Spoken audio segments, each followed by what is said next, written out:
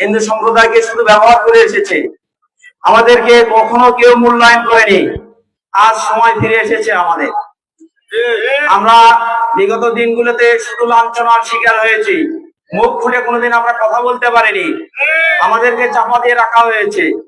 আজকে বাংলাদেশ জামাতে ইসলামী তাদের সহযোগিতায় আমি একটি উদাহরণ দিয়ে কথা বলবো, যেটা আমার দেউলি ইউনিয়নের 2024 সালে যখন সরকার পতন হয়, তখন আমার ইউনিয়নে পূজা করবে না এরকম একটা ইচ্ছে ছিল।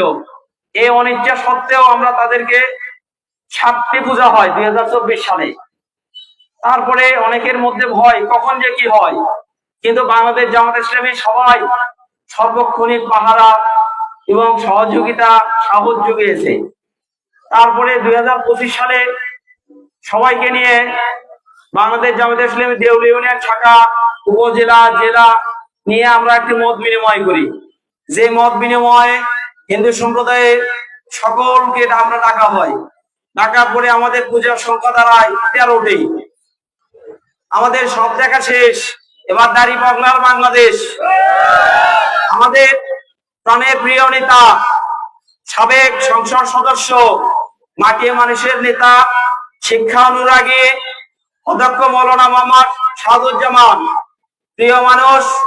তাই আমাদের পক্ষ থেকে একটাই কথা, সনাতন সংঘ বেঁধেছে জোট, আমরা দেব দাঁড়িপাল্লায় ভোট।